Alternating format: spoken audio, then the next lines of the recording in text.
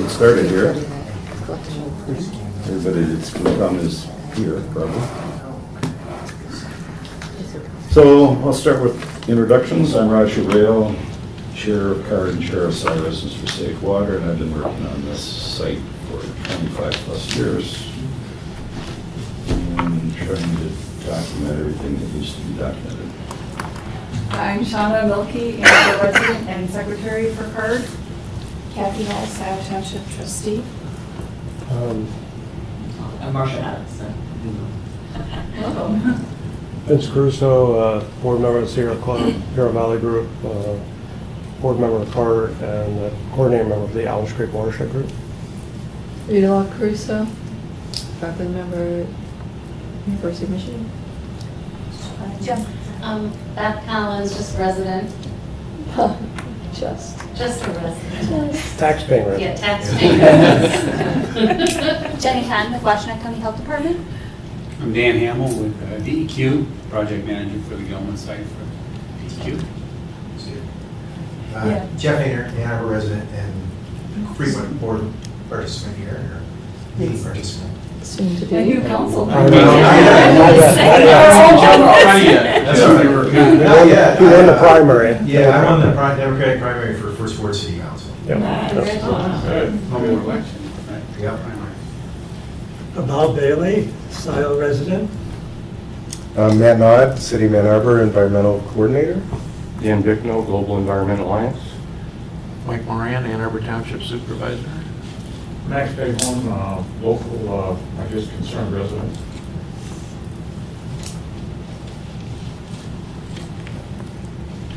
Okay, here's some minutes.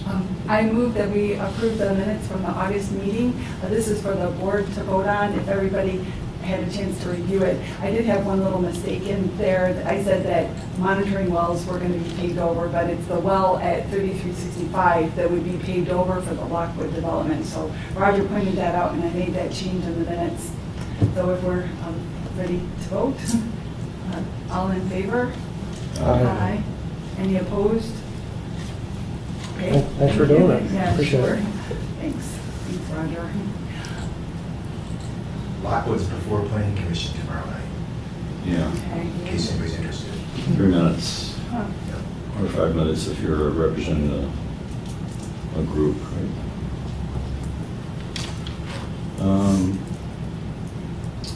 So, meeting with Michael Berkoff is supposed to happen sometime this month. Does anybody have any updates? I have no knowledge. I spoke with Michael prior to the last meeting here, and he says that he is planning a meeting, but he's going to be going through the representative, Dingle, and, they'll be part of that. So he did not say that it's a separate CARD meeting, or it's, or it's a separate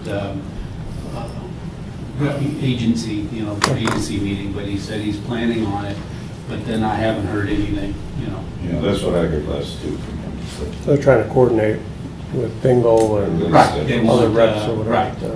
So, I haven't heard anything at the city side, but Is it supposed to happen September?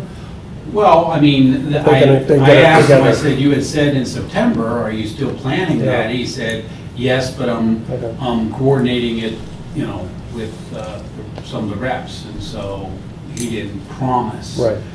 He Okay. just said that that's what he was hoping. Okay, so nothing new then. Anybody have any positions they want to point out before? I mean, you can do it at the meeting, obviously, in preparation for the meeting, but are there any new positions that you've come across that we should address at that meeting? Well, the only one that we kind of raised were these VOCs that were found out at the Gelman property in the buildings. And we raised that back in June. And Berkoff, is always interested in any contamination out at that site that's not been characterized yet. So at the bottom of the list of community issues, I kind of in red wrote VOCs out at, indoor VOCs out at the buildings, Gelman. What were they? Were they the They trichloroethylene were, perchloroethylene? I'm going to be presenting that later. There were 20 of them, Okay. 20 different VOCs, benzene, toluene, So the PFAS. xylene, but then you had Okay, so tetrahydrofuran, Okay. blah, blah, blah, Okay. a whole bunch of them. I listed it out. You should have seen it in the document that I sent out. Should have. How are the Should stu- have. how are the students this year? They're there There you go, okay. in abundance. Attentive, or? I haven't yet had them as a captive audience coming. I think the new thing also is that the DEQ has lowered the groundwater, surface water interface to 280 from 2800. I think it's a big change. There could be a potential problem with homeowners pumping contaminated water out of their house, out of their sump pumps that would flow into the Allen's Creek or other, or Honey Creek, whatever, and violate, that Prohibition zone standards. So Roger, are you writing these concerns down to add to the list? Or is there somewhere Well, yes, candidates could go to add to the list themselves? Well, I had, remember, Jenny, I had sent out, I guess it was before the last meeting, people had asked, what are the current issues that we could talk to Berkoff about? And I sent out an email. Okay, so are you the keeper of the said list? That's just what I'm trying to... No, I think I sent it to Kathy. You did. Okay, We had we tried to have some discussion. yeah. But that was the long list. And I had also talked to Kristen about it and a couple other people here at the card meeting. Okay. What it did is it took the DEQ quarterly reports and it listed out individually, bullet list wise, all the open community issues. No, that sounds good. I was just curious because Vince and yourself raised two Yeah. more issues, so I was just wondering where said list is and if it's being sent to Michael Berkoff ahead of the yet to be scheduled meeting, or? I had You not don't know. sent that to I her. plan on sending him some stuff that I'm concerned about, and one of those is the Maybe groundwater. surface water Shana interface. could take ownership of the bullet list. Could you I send guess it poor to her? Shana. Yeah, I guess I what I'm think she wondering has is, it, but I can Okay, send it you can send it to me, but maybe Yeah. if you wouldn't mind, Sure. just in case, that would be Sure. great. All right, well, so are we gonna say that Dan's list is the card? Well, I think we need to No, we take need Dan's to list discuss and that. add our other concerns to it and make another card document out of it. Yeah. Card should be the official. Yeah. I just had a chance to capture. Well, the other- the open The issues. meeting in September. And it's September. I mean, I It's can. September now. I can. That was my point. Yeah, I can send a document around to the card core email list, and of course, anybody is welcome to join that card core list. And then I suppose we can have discussion that way. How does that sound? Yeah, that's good. Objections? I think that's about all there's time for. Yeah, we'll start with the Yeah. prior lists and structure so that everybody can add their own comments if they want. But if this meeting doesn't happen in September, we could discuss it at our next meeting. yeah, Mhm. right, which I think would be good. It would be good if we had some things that Right, we list that agreed we on and should said, do. Card Right. has discussed this and we have agreed. In public? Well, so maybe we have that be the default, discuss it at the October meeting, and then if we do find out that there's a meeting September scheduled, then do it by email as a backup? Well, one thing I would like to bring up is this I agreement think so. that's, things are being discussed, the confidentiality agreement. I think it's taking the public out of the discussion. I think it's inappropriate, and I think we need to have public discussions.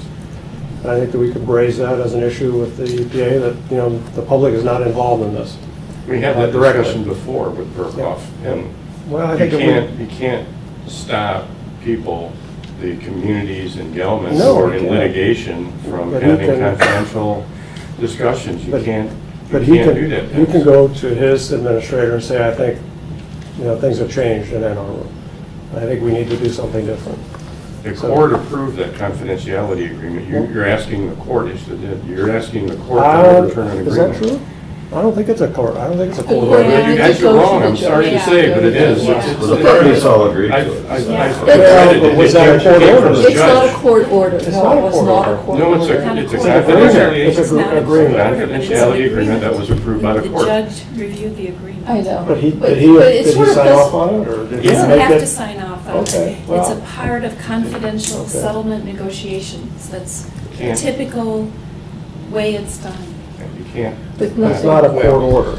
No. Yeah. Okay, but I think the argument still stands that that may affect the EPA's attitude to what's, happening here in Ann Arbor and South Township. They're not a party to the case.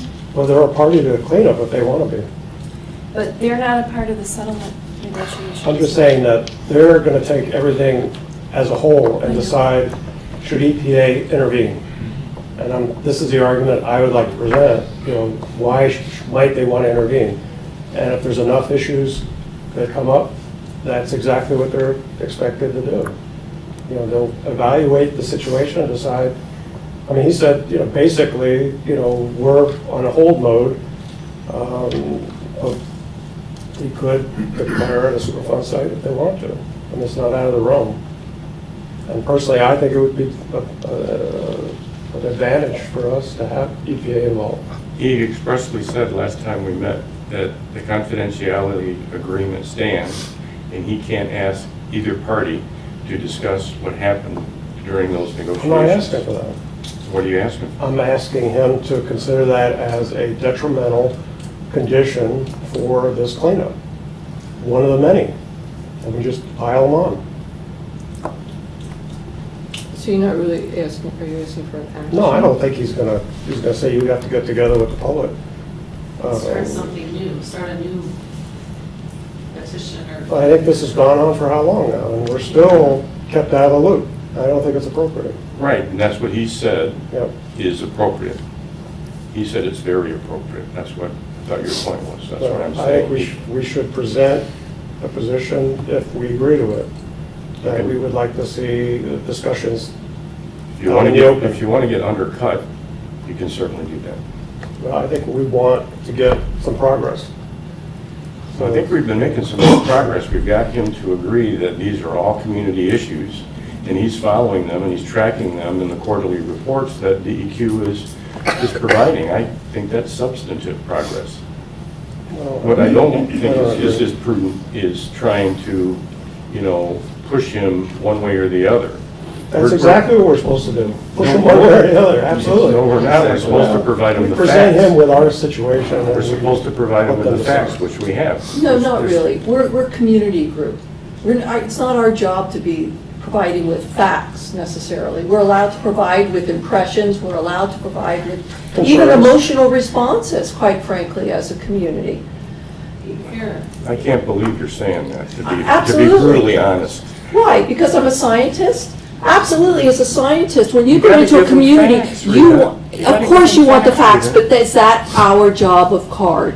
Yes, we are to provide them rounded facts.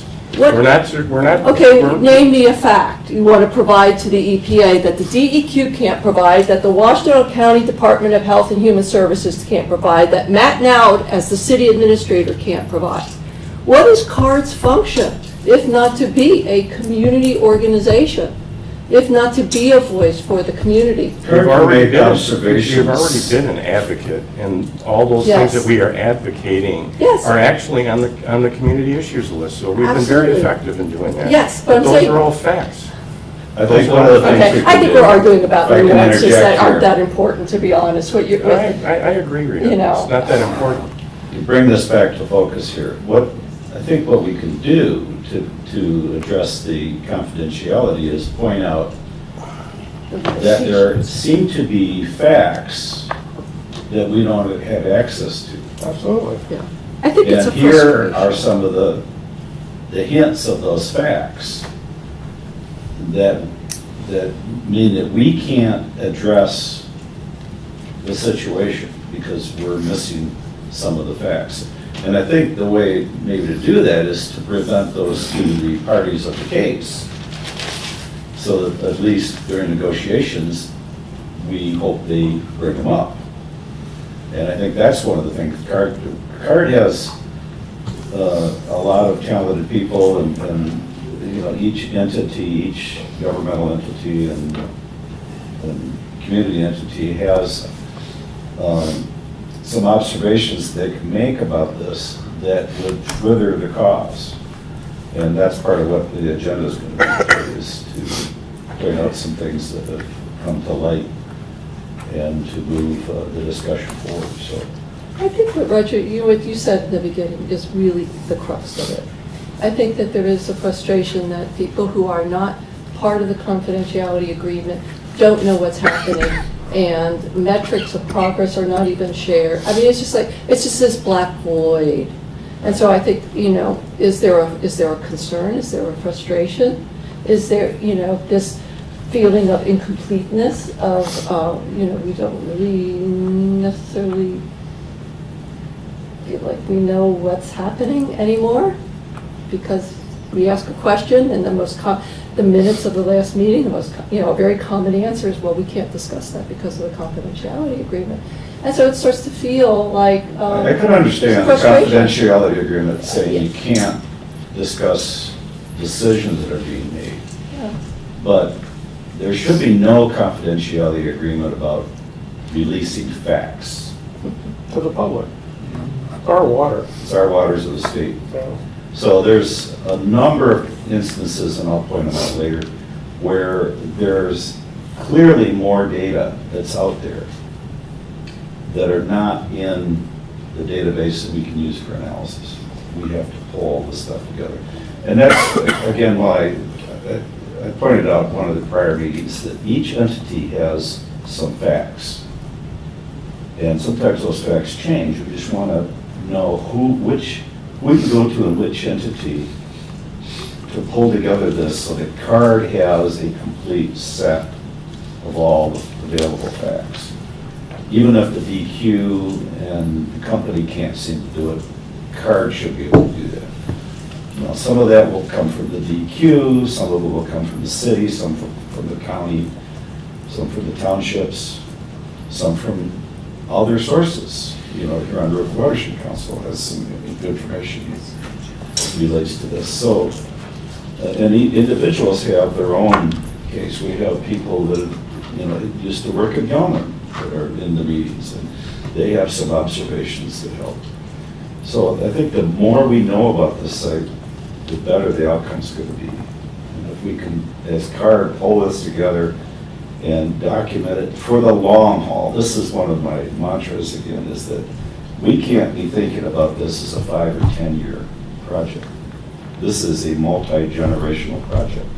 A 300-year project. Oh, let's hope not, come on. so one other point I don't think it has to be is 300 years, absolutely not. Well, it can be.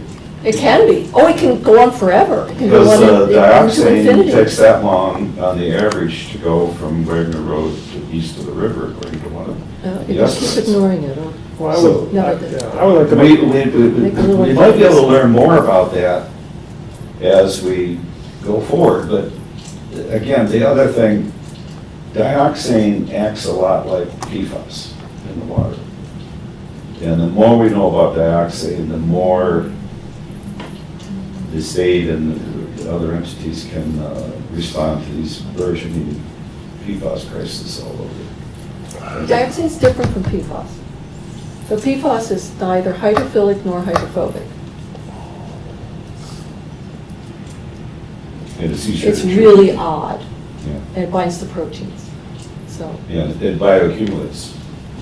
yeah, so it's really Yeah. pretty different. Right. So I wouldn't make that, I I wouldn't. would suggest that the other difference is that if I go through MLive, I can learn a lot more about PFAS than Yes. I ever learned about dioxane. It's good. And the processes for releasing data, the processes for alerting the public that, by golly, the building's on fire. It's time to turn in the alarm, Yeah. are profoundly different. And it might be worthwhile to think about why that's different. I mean, already we know that every fish between Wixom and Lake Erie is advised not to eat. Well, we have an agenda There's item been testing? on PFAS farther down. We'll discuss that. Yeah, let's get back on the agenda. So the only other thing I would like to say is that I think it's important that the DEQ be called out that they had no plan to monitor near-surface water exposures. We have near-surface water exposures now. We still don't have a meaningful plan to deal with that. We know the contamination is heading into the city, and it will be, from our observations, it will be coming to the surface. It will be infiltrating at the basements. Larry Lemke said it's probably already in the creeks, probably already in basements, probably already in the river. So Vince, that's one of your topics coming up later in the agenda. Well, I'm just saying, this is an issue that we could bring, I think, to EPA and say, look. All of these things on the agenda today could be things that are presented at the EPA meeting if it occurs. So if you have items you want to add to the list, we'll give them to Shana. Yep. And then we'll see them at the next CAR meeting in October, unless we find out that the EPA meeting is sooner. Well, we'll And then- share It'll the be list before. Yeah, that. the list has to be shared, that's it. Right. And if you aren't sure or aren't on the card core list, ask myself or Roger or Shana, and we'll check. Or put you on it if you're not already. Okay. November meeting.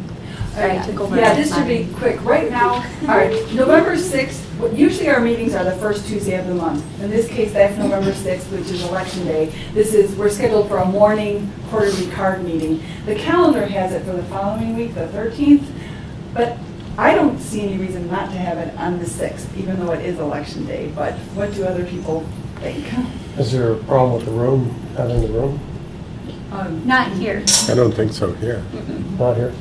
Like, DEQ personnel are at work that day, aren't they? Like election day. Yeah. Like, you don't have election day off. Well, we do every other year. I think we're here in, I'll have to check. Oh, okay. I mean, I'll be here, whatever. I believe that we do get election day sometimes off. So Yeah. let me, Oh. I Wait a didn't, minute. I think this is an off year, but I will get back to you from this meeting. Right. But this is at We're 10 talking o'clock? about a 10 This is o'clock. a 10 a.m. meeting, currently for the 13th, but I propose we move it back to the 6th. That's fine. Yeah, because I think we should keep to our first Tuesday I think that schedule. helps. Yeah, keep it Yeah. consistent. I know you'll be campaigning, yeah, so I don't know. Unfortunately. Yeah. Oh, all right, so unless we hear that DEQ does have that I day don't off, think so, yeah. but now All right. that you question me, I, Okay. let me make sure. All right, well, so 100%. tentatively, Governor let's say the is up, 6th so- then, Oh, for the good. November meeting, and that's a morning quarterly meeting, first Tuesday. Right. All right. And Shana, I'll get with you because I want to see this on the card Google site calendar Mhm. so I can subscribe to it, so I don't have to add it to my own calendar. Right. Just subscribe to it. Is that 10 a.m.? 10 a.m., yes, in this room. Can you subscribe to someone else's Google Calendar, or do you have to be added by the owner of the calendar? If it's a shared calendar, it can be public or it can be unlisted and shared, just like other things. Right? So that's how, I mean, I'd like to get the calendar. I mean, I do that too. I mean, I have about 6 calendars, or right. other people's calendars, and 3 of mine. Then you don't have to worry about whether the change I got understand. made. You Right. don't have to make it on your own. Right, It's right, already right. made automatically. Yeah, that would be great. Okay. Yeah, and in case people didn't know, Washtenaw County maintains a card website, and the calendar is on. Yeah, but But that's, he's saying it shows up on your personal calendar. It shows up on your cell phone Right. and you your. can't subscribe to the Yeah. county's calendar. Yeah, right. So I'm saying whatever's on there, Yeah. somebody has to take and manually change that, add it to a card calendar so that they don't have to. Right, Do okay, it- sure, everybody yeah. do it by So hand, on just our one card person. site, we should have a Google Calendar, I agree. That'd be good. And per the bylaws for CARD. October is the annual meeting where board positions are elected, up for election, and we discussed the plans for CARD for the following year. Thank you for that Incorporate reminder. that into October. So if anybody is interested in being a board member, that would be very welcome. So should we plan on having a vote then in the October meeting? Okay. The October meeting, yes. That means we're gonna have to have some preliminary nominations or continuations or whatever. Right, so we'll have to do that by Email. email, yeah, through the whole card list then. Thanks for reminding us about that, Jenny. Yeah, I'm a little out of the. Yeah. I should have given you more notice, but. Okay. Okay, on to number 5. Yeah. Rogers update. Let's see, I had some notes here somewhere.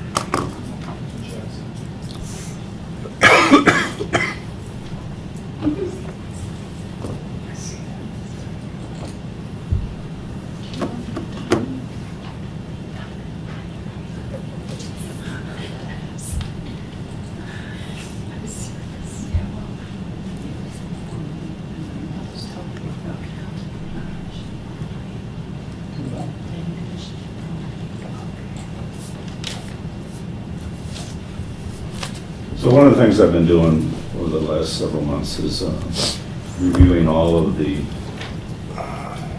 available list of wells and borings and trying to match them up.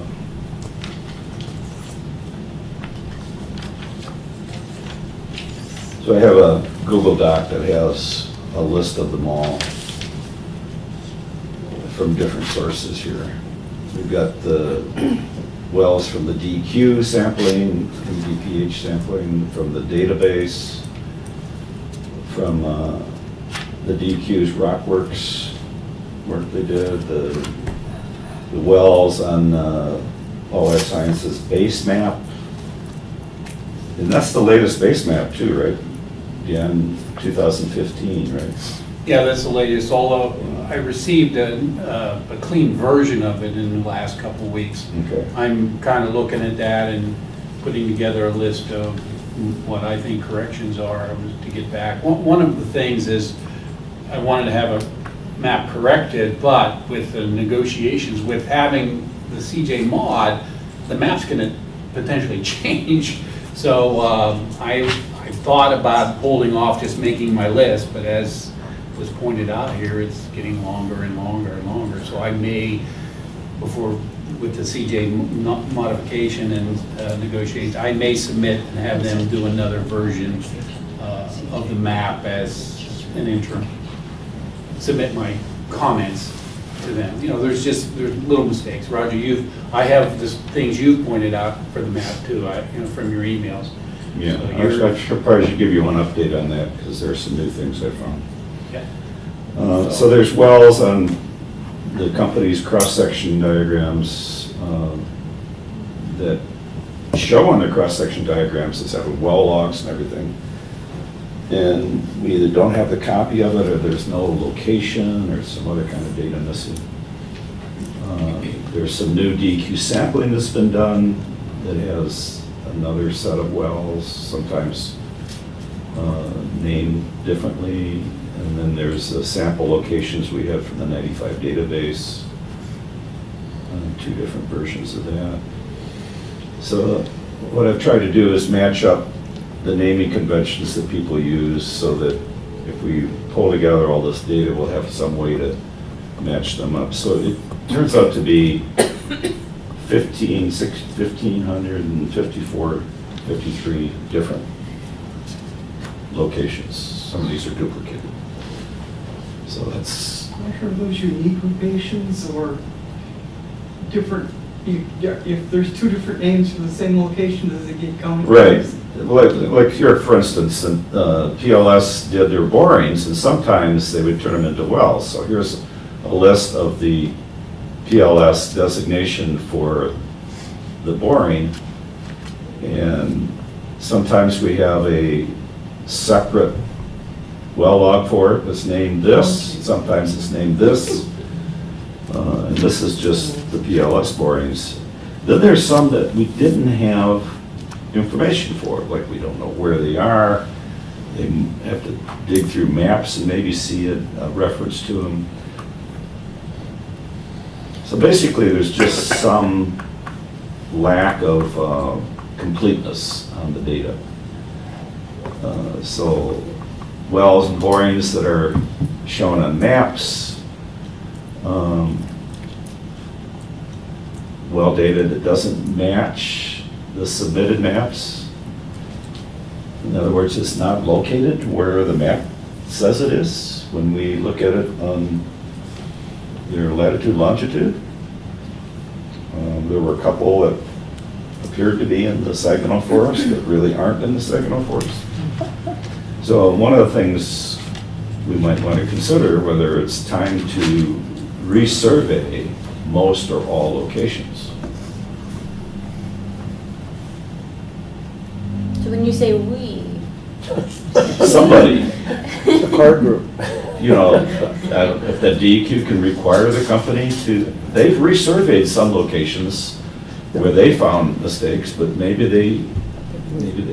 how hard is it to resurvey locations? Should we? Isn't there like a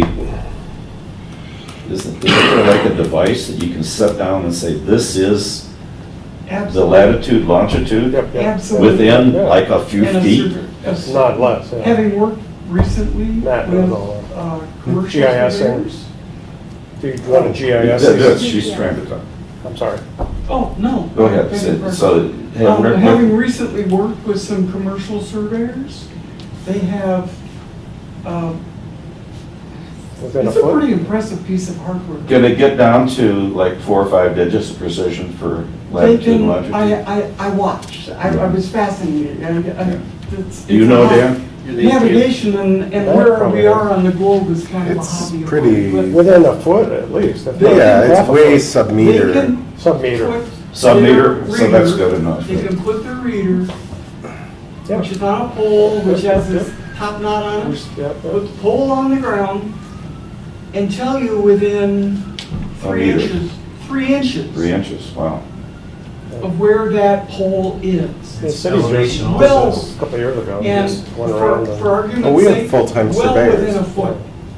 Yeah, but that's all we need, within a meter.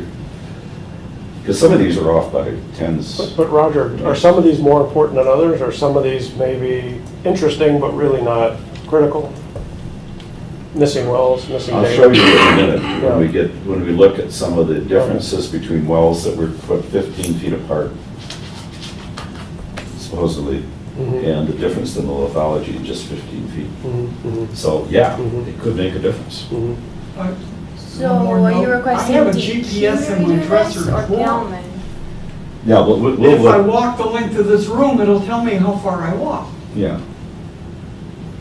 But what we need is something that you can put on the wellhead and have it recorded. That's a commercial survey. Then you probably want elevation. I have the data names as of well. 2. Elevation would be good too, because some of these, they've had to Yes. correct some elevations. No, And, GPS is XYZ. I mean, to me, it's like a no-brainer, like, it'd be good to push the reset button and get all of this data accurate for once. There's well data that's not filled in, that's, and I highlighted those, some of these sheets here that,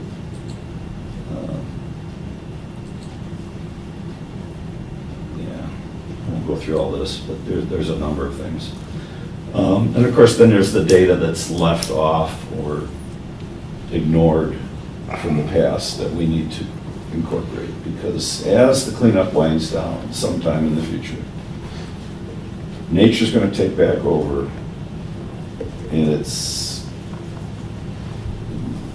we should really have all the data that existed when this first happened, so that some future CARD members can have a better idea of what's going to happen when the cleanup is wound down. And it's not hard to do. I mean, it's just a matter of matching up the different well names and incorporating the data. It can still be a separate data set, but it should be in the same format so that it can be analyzed and displayed for anybody that wants to go back and look at it. So I've done all the cross-sections that I got my hands on, except for the two that I asked you about, Dan, that you said you are waiting to be scanned or something. Yeah, I mean, a hard copy. And there's one that you couldn't find, the AA. It just wasn't in the report. So how are we gonna get that? I didn't hear you. How are we gonna get that missing cross-section? I'm gonna be asking Gelman for a copy. Okay. And then you got my second email, follow-up Yeah, email that there's goes on. the other report, the other phase 2, 1986, 87 vintage. Right.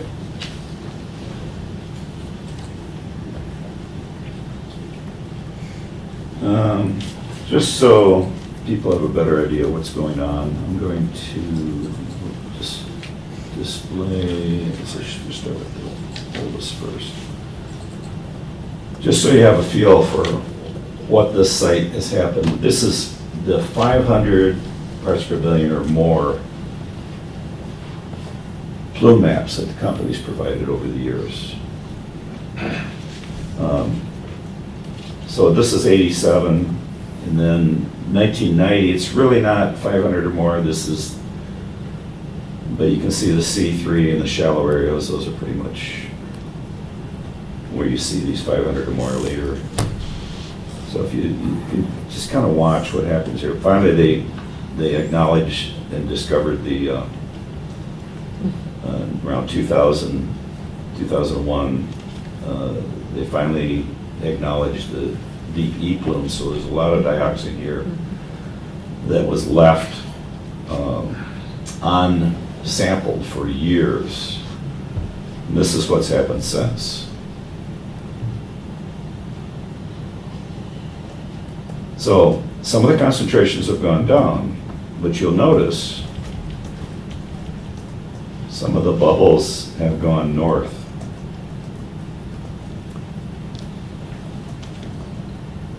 And if that continues to go north past the Prohibition zone, then of course there's scores of township wells. So I just wanted to remind everybody. We are currently sampling. What? We are currently sampling residential wells up in that area. Yeah. Then we might actually get lucky and hit one of the plumes as it spreads out in these little spaghetti channels. So we want to wait till it hits the wells before we know it's, There are some monitoring wells that could be or do we want to know it added. fast? For instance, It's very there's expensive for these a, homeowners. there's a 123 S&D that probably should have an I. There should be an intermediate one. If you look at the cross-section or the well log for this, you'll see that there's a wet layer in there. And it's about the same elevation as some of these other ones that are moving in that direction.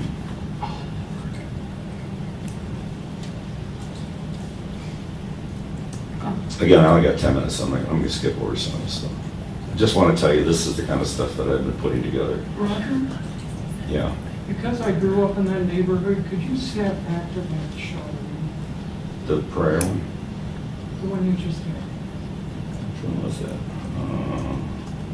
This one? Oh, no, I had Googled The it. map. Yeah, okay. There, just for a second. So here's Maple Road, here's Wagner Road. Roger has his on the webpage. Do you have anything a little east of that? Going east? I'll tell you why in a moment. Okay, here's the M14 loop. Yeah, no, I know exactly where that is. Where do you want me to center? Where do you want me to look? There used to be, just for people's reference, down at Dexter Ann Arbor Road, Okay, across from essentially, well, basically it's where the Knights restaurant is now. yeah, Okay, there was a pond there once. There is surface water there, I know. I've There's- caught frogs in it. yeah. Now, the thing Here's is, Knight's, former Annie's dugout. okay, all that. if you go a little east in feet and a little north towards Hazley School, okay? Once upon a time, there was standing water there. And the problem with some of these aerial photographs that we have now, that maybe someday I can be of some service. Actually, the city has. But the point is, if we aerial. think dioxane's underwater, Yeah, and there used to be a standing yeah. 365-day pond, it didn't dry out in the summer. So the city has maps that go back to 1940, aerial shots. Well, I don't go online. back that far, but thank you. I'm just saying that if there was a pond there, we We would see could it. we could print a picture of if there was standing water in 1948, which I think is the earliest But we that's have my ever. point. 1948, If yeah. there's water on the surface Okay. now, I can do that. and there's groundwater that was feeding it, Yeah. well, I won't tell you, a Well- long time ago. Yeah, chances are Then there's a good chance, in that location, The it's surface. gonna be 100 feet deep. The dioxane, it's not gonna be at the surface like it would be, say, West back Bar. by the first sister lake and the second sister. Although but there wasn't a creek flowing into it. That was a Yeah, bubble in the There are groundwater. homeowners up on Sunset, up high, that say they have seeps in their backyards. Groundwater coming up and seeping, and lots of them. Yeah. So that's You guys concerning. are taking away from my 10 Several minutes. ponds. There used to be several ponds over within Yeah, a okay. stone's throw of where Forsyth Middle School Yeah, is. yeah, yeah.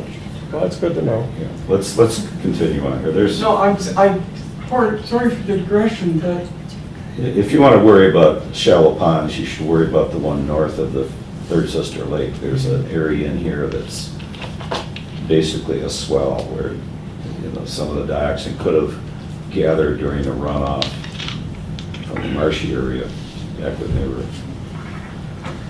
but that's that creek we talked about a few meetings back. Yeah, there's other stuff that be going on here. But back to my next thing here. Well, it's no longer sampled. There's a number of wells that are no longer sampled, even though they had double-digit parts per billion last time they were sampled. So I've started compiling lists of some of those.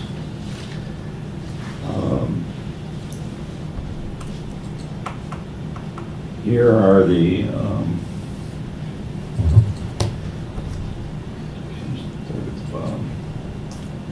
here are the highest ever readings per year.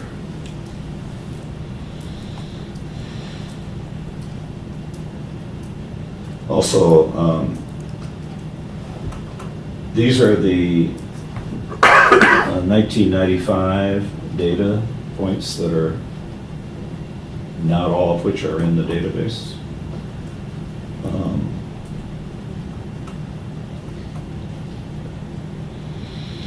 There's missing locations. We don't have the XY for, or we don't have the well log, we don't have enough well log data, so. I'm going to be working with anyone who wants to help flesh that out. One of the things, I was kind of hoping Kevin would be here, because Dan, what I want to do is get together a subgroup of CARD to look at what data fields should we be adding to the database. Things like when a well was plugged should be a data field, not just in a note field. I will tell you that, just realize we have the Access database, and Access is at the end of its life. They'll be switching over, so too much work of trying to fix the current database. Is Yeah, this probably might not- be getting ready for the next one. Right, is not probably efficient use of time and Where money. they moving to? Don't know the name. It'll be Kevin like does. no SQL or something like Yeah, that. it's. It'll be an open source. Yeah, I don't think they have a name, but they have, you know, how the database is DBS in Microsoft. There's some new dot something that's a more I think even Microsoft is embracing open source software now, so So we it should be just, in better shape. you know, that's common, even in our database is an old clunker. Yep. And we're just maintaining it for as best access to people if they have access. Right. And so, like you've said in the past, is some other type of format that maybe would open it up to many more people is going to be coming. It's just, so I don't want to work too hard to add all that stuff and then can't convert it or can't export it over to something new and have to start over. So. Right. But gathering the information of what's missing, and that's still useful. The newer databases are more sophisticated and can handle changes and importing and so especially open source where there's so many people working on it now. And they want to aggregate as much data as they can, so they all kinds of filters. And As long as it's an industry standard database. Right, but just realize because we're a state agency. We still don't know. You guys say open source, May not be it gets a available. little squirrely. Well, open source doesn't mean open to the public. Well, It just I meant means that how, the software's been And then on the flip side, validated through new other. database costs money and this. Yeah, but you can do everything we're doing with a spreadsheet. Yeah, You don't need a database. This is not big data. This is small data. Sure does feel like it to me some days. Well, it feels that way because it's pretty disorganized. I don't disagree with you. There's a lot of, that's what Mike did for 40 years was, set up databases and make things more logical. And it's high time we did that here. It's about Anyway. 4 minutes past time, so. I'm done with mine. Okay, just to wrap up. Okay. All right. Thank you. Item Sorry, 6, I really- yeah, bye Jeff, thank you, congratulations. Yeah, bye Bye, Bob. Bob. So Vince, I think that you wanted to propose talking to city council. It's too There he bad goes. Jeff's- There it Yeah. goes. Well, I would like to say that I've worked with some of the council members who will probably be on council in November, and they seem very supportive of changes in how the city looks at EPA Superfund. Not to say that they're going to completely, change how the city's approaching this, but I think we have an opportunity to get their ear and get some support from them more than we've had in the past, I think. And that's something it's not until November. It's something we can think about, what we'd like to see the city of Ann Arbor change and prioritize the things we'd like to see happen. And then approach the new council members because the majority is switching on city council, generally speaking. Things work out the way people expect for the November election. So we would have an opportunity, I think, to potentially have a different kind of ally in City Hall. And we may be able to benefit from that from CARD's point of view and from a cleanup point of view. So I just want to bring that up, that it'll be probably a big change on City Council, and we may have opportunities there that we haven't had in the past. So just to kind of point that out in case people weren't aware of that. Do you see any potential for the PFAS and the river competing for attention And money? of the dioxane? Is somebody going to say, we got these two problems, we can't deal with both, let's decide, which do you want the... I think the DEQ and the state have changed their position on a lot of environmental concerns. I think Flint was a major problem for the governor, and there's some talk that he's actually talking about doing away with 201 and making, these situations where we're leaving these contaminants in the soil, reversing that position. But he can't do away with part 2 of them. Well, Legislative action. he can do a executive order. They have been he has done some executive orders with PFAS. Yeah. So, and that's really a change, so. So yeah, there's, I think movement, I mean, lowering the standard for this compound By the way, was a big change. instead of saying raising and lower, Yeah. always say tighten and loosen. Yeah, yeah, Because yeah. it's confusing Yeah. otherwise. So, You have lower standards, it sounds looser. So you gotta say tighten and loosen. so there was some talk that Schneider is more concerned about his legacy and how the environment is being treated in Michigan. We'll have to see how it works out, I don't know. And how the economy does, if we go into a deep recession again.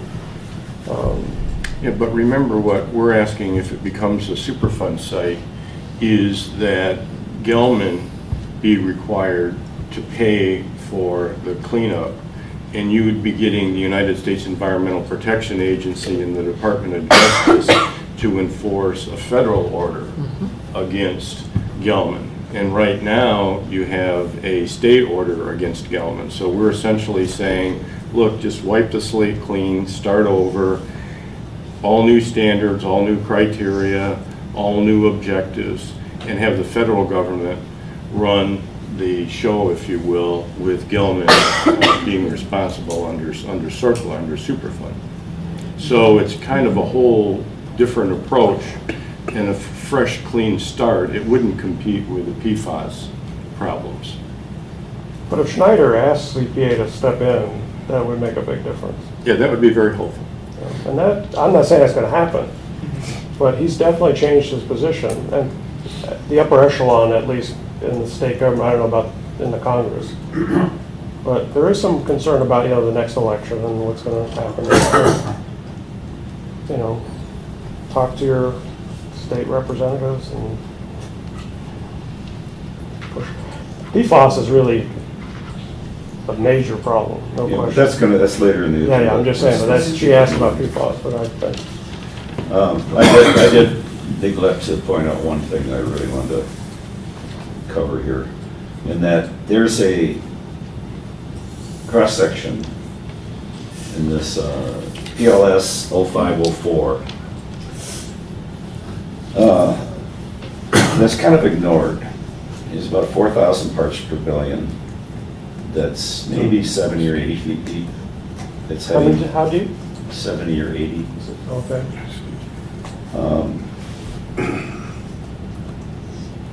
That's heading across Wagner Road. Now, there's some similar concentrations deeper, but what this is pointing out is that you can kind of think of this as like little channels that are favored by the water. That the dioxins, high levels of dioxin are somehow meandering its way through the sand and clay, or gravel layers, silt layers even, and spreading much faster than the rest of the dioxin. Eventually, the rest of the dioxin may fill in. And we've just happened to catch a couple of these on some of the wells. So when the company did their mass calculation based on how much they think is in this plume, the average of how deep's the aquifer, they could be missing a lot of dioxin, which should explain why they've taken out more dioxin than they calculated was down there. And it's probably because of channels like this, where there's really high concentrations that they haven't found. This is Larry Lemke's point. It says this is very complex geology. That's right. He's got It's a that, glacial till. the Play-Doh extruder that shows it goes on like spaghetti. And I think, Very hard. I think we need to pay more attention to that. This series of cross-sections that was from 2005 through 2007 kind of illustrates that. Can I get that in writing? What? Well, So there's this one, and then it's had some high concentrations here and here, and then the next year it moved a little bit, and the next year it moved a little farther north. But none of these show this PLS boring with this high concentration. So they basically kind of, well, that's not important, we'll just ignore it. So I think I'm finding things like this as I go back through and looking through some of the EPA attachments and things like this that are kind of like wake-up calls. There's more to this than what we're seeing from the official report. Anyway, I want to make sure I got that point in today. Are we on number 7 now then? So Vince, that's you again.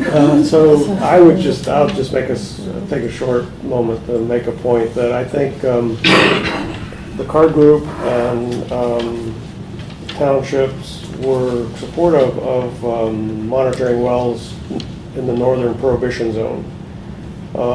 It was presented to, and DEQ supported it, and it was presented to Judge Sheldon. He rejected it and told Gelman they didn't have to put in those monitoring wells. That would help us predict when the plume and if the plume is moving north towards additional drinking water wells and towards Martin Pond. Since Judge Sheldon is gone, I think those requests could be reinitiated. I think there's still concern about the northern movement of this plume. There's a lot of wells at risk in that area, and that in some ways it is showing its movement in that direction. I don't think much has changed. I think we still don't have enough wells up there. There's a way to spread out. Mike Gephardt was definitely concerned about how wide the space was between the wells, and that should be tightened up dramatically. And we can present that again as a request, and I think without Judge Sheldon there, we may get a different response. I think that's a good point, and especially considering that we're seeing examples of where the dioxane tends to move in these narrow channels before it spreads out. We'll miss it. You can easily miss channels, and if you happen to be in one of the, you could even get through these first layers of properties that are. Well, we should not be using homeowners' wells as sentinels. No, That is absurd. No, right. That is really crazy, and it's very expensive for the homeowners. What does it mean when you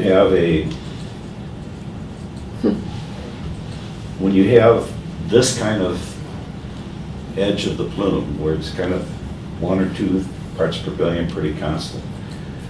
That to me says that this is probably not the main channel of dioxane. You have to look, this is probably where it's spread out from some other place. Where is it coming from? How did the dioxane get here in 465 DuPont and other locations without it being caught? We don't know the pathway it took to get here. Well, remember, Roger, when Gelman had proposed cutting back some of their monitoring well frequencies and things like that, Carter did provide a formal document to the cities and DEQ saying, hey, here's what we think needs to be done as far as monitoring. And that did include, the northern wells. And those So are not approved, right?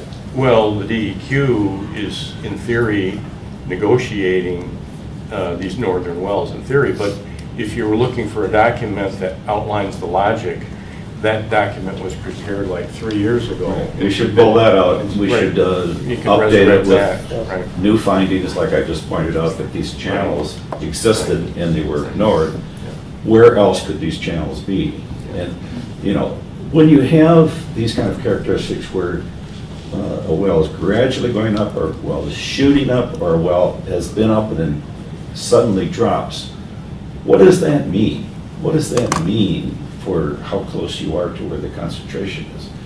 And I think that's something we haven't addressed enough. We just say, well, it's going up, it's going down, but how fast it goes up, how fast it goes down can tell you a lot of information about how close you are to the main concentration. Well, I think, Dan, it's supposed to be moving 1.5 feet per day, the plume.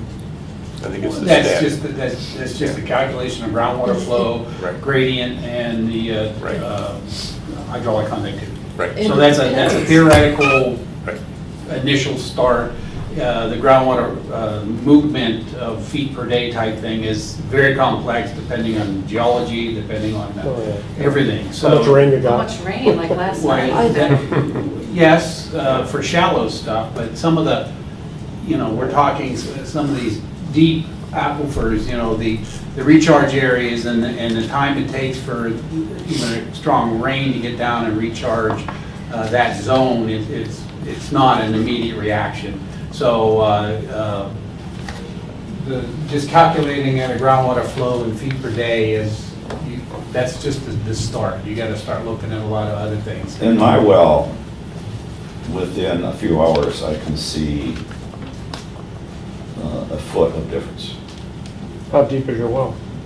It's not that deep. It's in a confined layer apparently, because when they water their lawns at Sile Hills, I know it. Water goes down. So you don't want to tell us how deep your well is? Well, it's 51 feet.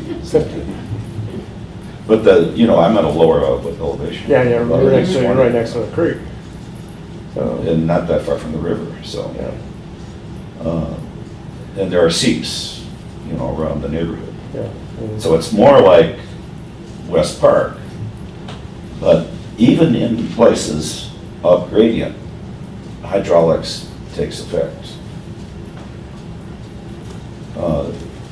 When I did the analysis of static water levels changing, you could see static water levels bouncing up and down in a matter of days. So we have Worcester Park in Ann Arbor that's a very high elevation. It has seeps coming out of the hillside. Yeah. Whether it's coming from the lower aquifers or from... It's probably coming from some of the groundwater and surface water getting kind of... I have a friend that lives on the hill in Dexter, and he has water leaking into his basement sometimes, and he's on the hill. Right. So there's not any surface water nearby or anything. He's on a hill. So there's a lot of strange things that can happen in Michigan groundwater. We need to be have a little more due diligence and paying attention and respect the data more. What's next? Dan's presentation. Yeah, could we go into closed session on this one, Roger, please? What's this one? What does that mean? That means He's turn turning off- off the turn off the video and and the the mics. microphone. Is it okay to take It's a lot. minutes on Sure, this stuff? sure.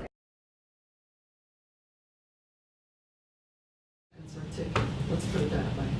I will be collecting surface water samples at the locations that we did last year, along the unnamed trib, Honey Creek, some of the ponds. Doing that here September 18th and 19th. That's also including on Gelman's property, right where their discharge is. And I will also be down in West Park, York, Allen Creek, Glendale, West Park, where I sampled in the West Park.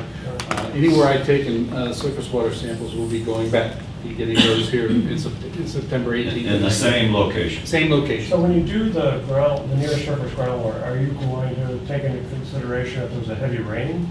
Yeah, I will. I'm going to try to do it in a dry condition, because just More to see accurate, yeah. more accurate, with the idea that if it is influenced by groundwater, it's going to be under a dry condition, Right. as opposed when you had even a rain a couple days Washing ago. off the street. Right, even, because there's that way. So that's happening September 18th, 19th. I will be conducting in that same time frame, let's say October 1st, 1 second, Dan, a split sampling of monitoring wells like I normally do a couple times a year.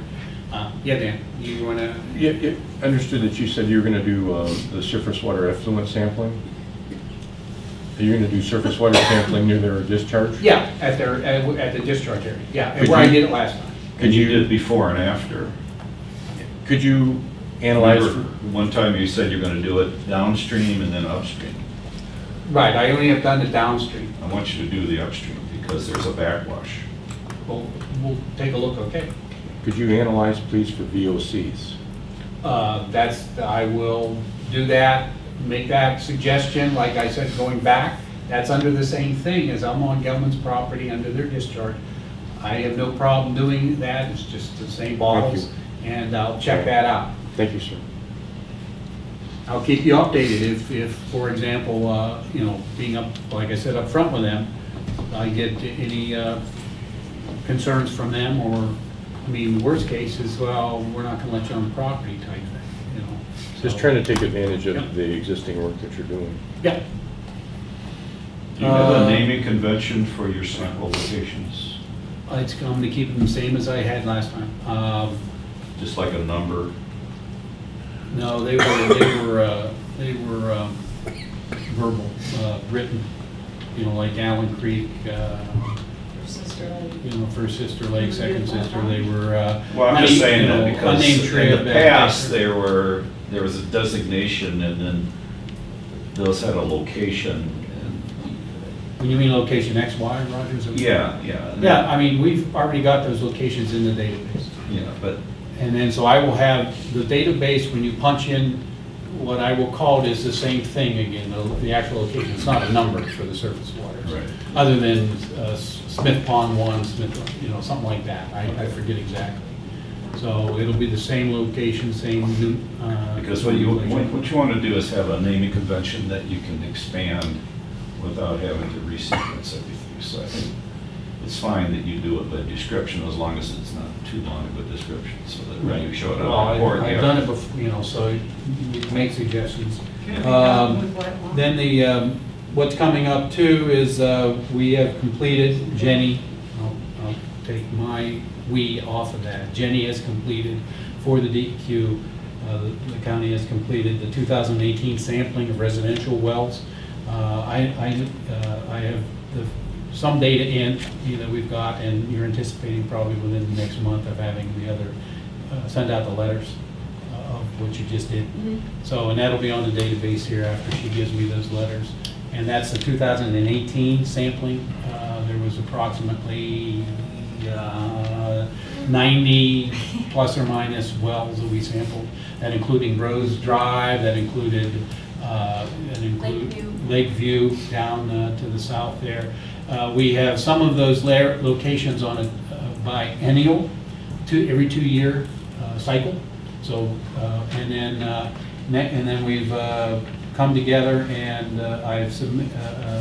Jenny submitted the request for 2019 residential wells, and I sent that on with my approval to our water, the residential well group. I forget the exact name, and so she should be getting authorization to start that, and you'll start that next spring usually. And that, this year, that will include, as requested in that meeting back in August or July, or maybe it was May, the Liberty Road, south of Liberty Road there. That includes a whole suite down there for the first time. We sampled there in several years. There was a couple of wells down there that were sampled years and years ago. So where along, because I noticed that was in that list, where along Liberty Road is this? Because it's so long. Right south, right along there where the Saginaw, the For cabin. Orstis. Okay. Yeah, Okay, just got south it. of that Okay, and got to it. the Okay. west, yeah. Thank you. So it'll be a first, and Yeah. again, that'll be put onto a well. Yeah, I know We're that. planning that as every 2 years, depending on what we find. I mean, Yeah. it'll all be driven by what we find. This is one of the areas that I'm concerned about after looking at those latest the BLS 1104 boring that goes along with 125. It's 15 feet away, and the dioxane levels are quite different. 15 feet away. You know, So it's one of and these channel that could very well be. On the other hand, this whole realized area here complex. is full of dioxane from the surface all the way down. I got the U of M data. Again, the U of M data didn't match up with the Gelman data that much, but it's very thick aquifers, and it's got dioxane all the way down to bedrock. That whole territory is above higher elevation than the lake. Well, but this is in the groundwater. This is below the surface. There is some dry layer, but then when you get down 20 feet, not even 20 feet in some places. It was interesting, the static water level for 125 was 25 feet. The static water level for the 15 feet away was 3 feet. Yeah. They're in much different aquifers, I believe. Is that correct? They're not. They're 15 feet away. Yeah. Right, but if your deeper aquifers combined and under. But there wasn't a pressure- well put in for, this is the static water level during boring. Right. Is that the caretaker? And that, Roger, having the discrepancies like that from during the boring where water was encountered and what you think is a water level, and then once you put a well in, you always, Different, right? you always. But those, both of those were from the boring. Find a difference. Excuse me.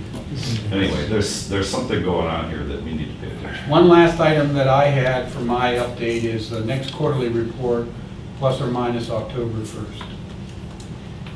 Okay. That's my target goal. That'd be the third one now? That'll be the third one. All right, and then PFAS updates. I'm not sure who put that on the agenda. I did. Oh, okay. Well, just to be brutally selfish for a moment, sort of. I'm vice chair of the local group of the Sierra Club, and I know we're going James Demore. Yeah, I need to just prepare myself for emails and phone calls that we're getting about PFAS, and I figured this would be. I realize that we are underwater, excuse the bad pun, with dioxane, but this is clearly an emerging issue. And since we're an NGO, an intergovernmental informal body here, we probably have some informed information in terms of the issue. Reading Paula Gardner's article about large-scale polluter in Wixom, potentially, and the high levels of PFAS that's affected the entire Huron River system, including the unsafe to eat for fish throughout the Huron River and lakes connected directly to Huron River. What can we tell our members? What can we tell the public in terms of safety? And what is everybody doing with respect to that? I just need what the cooperation of, including with the DEQ. Don't eat the fish. So I actually sent Dan Hamill a note that, I sent out word that if anybody knew about people went fishing in the region and had fish stored in their freezers, and got a call back that there's like 10-year-old fish readily available in people's freezers all over the area. At least, if not older.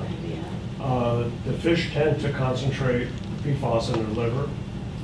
That's the highest concentration. But isn't the liver taken Cleaned out up, when yeah. you clean the fish? Oh, no, these are unclean, a lot of them. They're just raw, they throw them in the freezer, they catch them and throw them in the freezer, and Really? they bother to clean them. Good. So that's one thing that could be a potential way to look at a timeline on the Huron River or Huron River tributaries.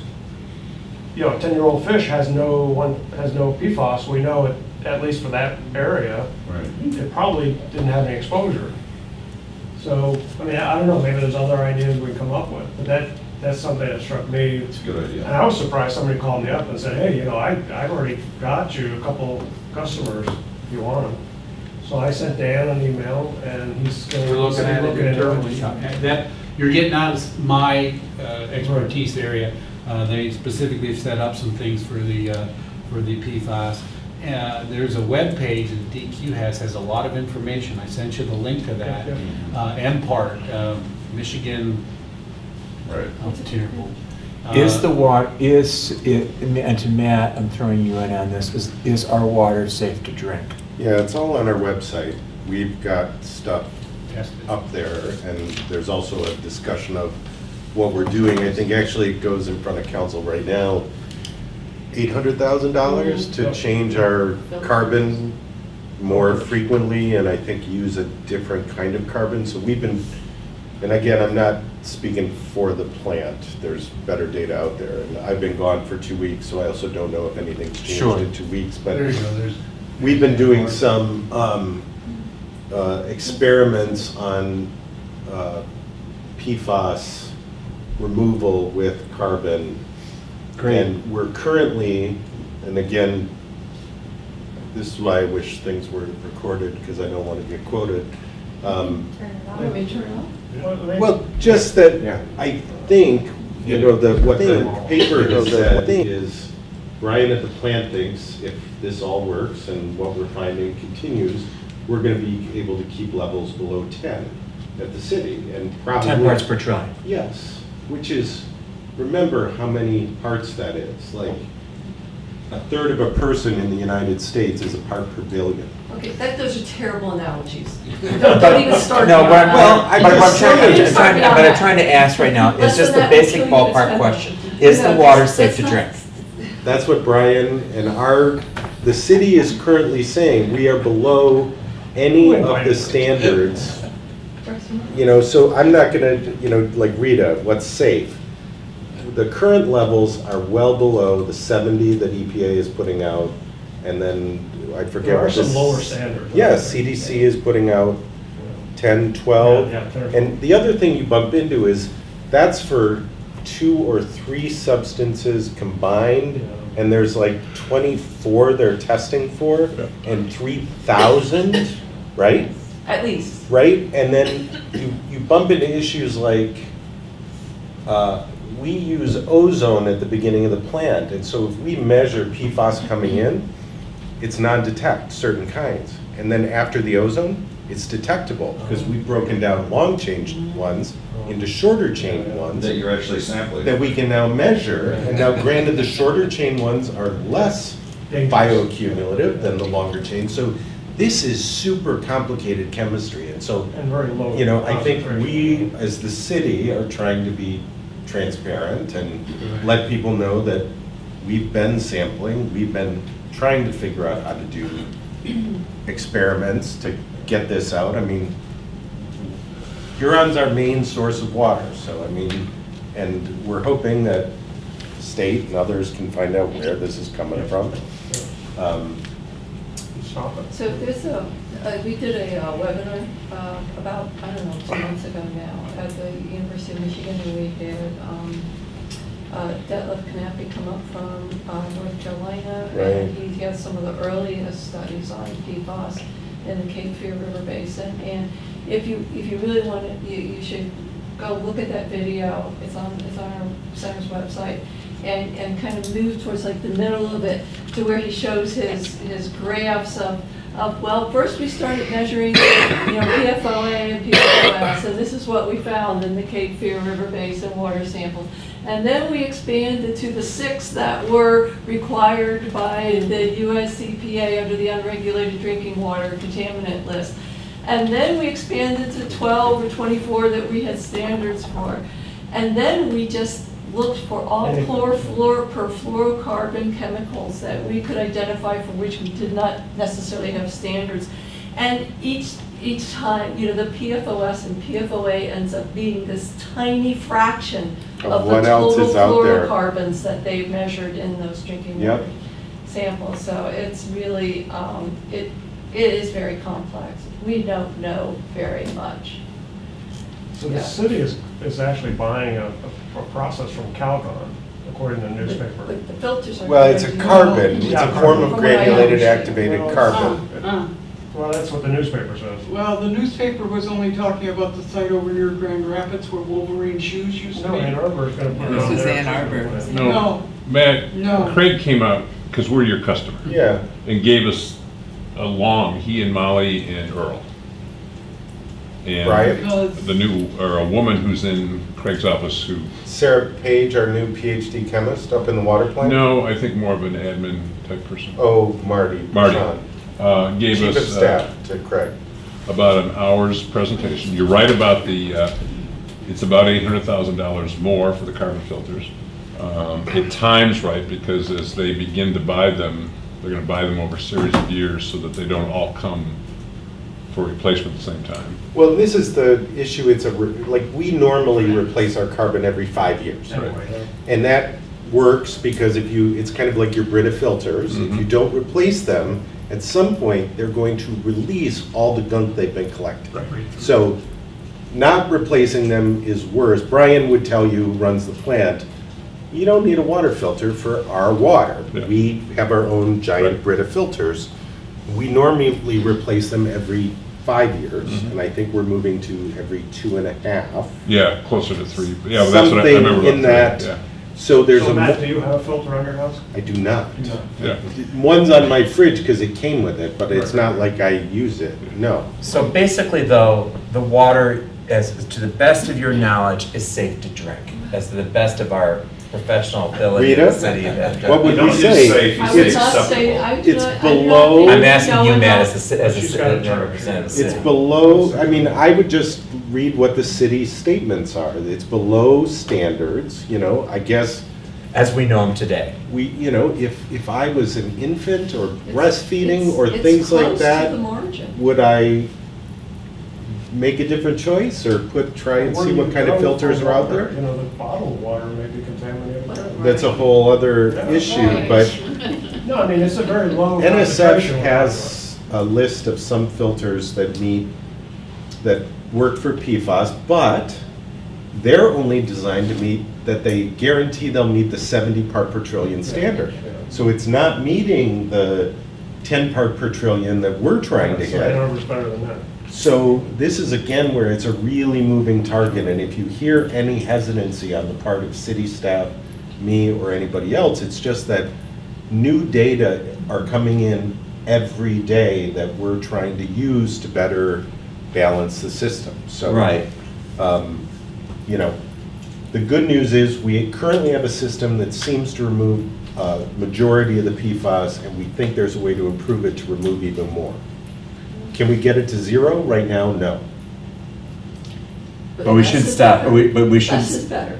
But we 10 is better should than. stop drinking our water, in other You words. can't have to drink water. Yeah. No, what are you gonna drink? You can't boil it off either. Yeah, what are you gonna drink? Does an RO filter make a difference? I don't know RO. NSF P473 certified, Here we yes, go. ROs that. Say that again.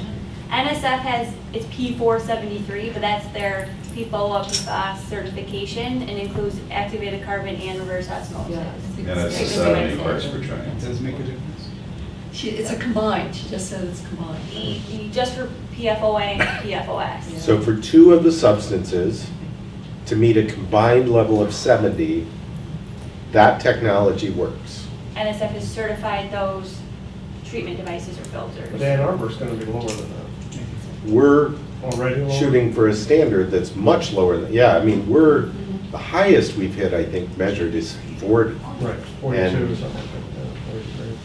Brian seems to think that when the new system gets in with the right exchanges, we should be able to meet 10, but as Rita says, there are standards out there from CDC that are like 12 for. 14, 11. I don't know. There's a range, I forget what it is, But but the most common 10 one you hear bandied about is 11 for Yeah, water. and 10's really close to 11. Vermont just did 10. So, So, but who knows if there's a way that, there's some major source that's in Wixom that's got 90% of what's coming down the pike, and we can fix that? I mean, It's very high concentration. we've done some sampling at our landfill as part of this, trying to figure it out. And so, The county health department has put on their website a page on PFAS. It's pretty basic, but it does link to the state's testing on the PFAS response website for the community water supply system, because in addition to Ann Arbor, they're testing all of the community water supplies across the state, including Washtenaw County. And the schools certify well. So if anybody in Scio's children go to Emerson School, Emerson's schools are certified too well. So those are have been tested end of July, early August. And we should, if you want to go to washtenaw.org/PFAS, we got a short URL. And if you want the DEQ to test fish, And then we have it all. look at timeline. Yeah, I'm Contact Dan. only a middleman. You're getting outside, it's gonna be. Or you got a better idea. If you got bottles of water that you've been collecting for 50 years, like they did up in Wordsmith, they actually sampled old water from hydrants. From 90s, from back to 97. And There's you a can ton sign up on our for website alerts at the now. top of our website and get email or So, text alerts. double check, As things change or new information becomes available. because I know they've been working on that recently. I think your recent DEQ testing showed up 4. for the combined. And see, I don't know, I haven't seen that yet. I mean, that's, like I said, a different group of internal DEQ. And then it whether says they're the going along city's and total testing. concentration of all 24 chemicals by the state is 39. But there's no health advisories for these additional Nope, there is PFAS no number. chemicals. It's not possible to compare the concentrations of the 24 with the other, but we're telling you what we know, and it's gonna probably change 4 weeks from now. 'cause- Science is good. I think for pregnant women, they need to keep their eyes open. Everybody needs to pay attention. Pay attention, yeah. Because this is changing. Adults, probably, you're talking about, 70 years exposure. So, It's different for everyone. Everyone has their own personal tolerance. Right. It's so hard to say. And there are those of us who immerse ourselves in that water every day. Well, but direct contact is different. Like, we're not thinking that's a problem for canoers. I understand that. We're gonna start eating non-water-based organisms. I just swim in city water every day, that's why I bring that up. You mean we're gonna drink blood? Technically, it's a legal. Minerals only. What? Blood be worse. It's an All right, I think we're done. So you have to I don't know that we adjourned. Oh, yeah, that would be city water. that That's what treated. So Shana, my initial action item I for thought you were you talking about is cargo quickly confirm that November 6th, Sixth, yes. that's a holiday. Isn't that terrible? Is that a whole state holiday? Actually, it is, Dan. Is it? Dan, it Oh, is. no, that's, you're going. Well, but we don't get it off every year. It's- No, you got it off this year. I looked up your 2018 calendar. Oh. Oh, you did Well, have. Gubernatorial. I'm kind of hit and miss. We have it off. No, it's a governor's race, folks. Of course it's So is it or isn't it? Yeah, it's on your, He says it is. Dan, it's on your calendar. Oh, then I think we better keep. On my calendar? On the state of Michigan calendar. Okay, yeah, don't say you're off. I believe, if he's saying it's on the state calendar, then it's a holiday. Yeah, but this is the Prohibition meeting, so we have to have DEQ there, so I guess it needs. 13th. All right, the 13th, folks. And I'll go back, he's going on his phone, I'll go I back just turned and off my confirm with computer. you. In the morning or at night? In the morning, yeah, 10 a.m. 13th at 10 a.m. I never keep that. Okay, so we moved it? The week before, Well, yeah, next Tuesday. it is the 13th. It's every other year, I know. My life doesn't let me look my mortgage. As it is, people are yelling. Not a problem. Yeah, well, I was kind of hoping it was on our calendar, but it's not, trustee. So Dan, I think I found your list, and a comment. Yeah, so definitely check the city website. I- That's been updated. It's probably gonna get updated pretty regularly. I sent it to so. Shannon too. What I did is I just tried to. I know, you just went through the document, which is, I mean, it's just hard. Yeah, I'm sorry. see ya. I feel weird leaving, but.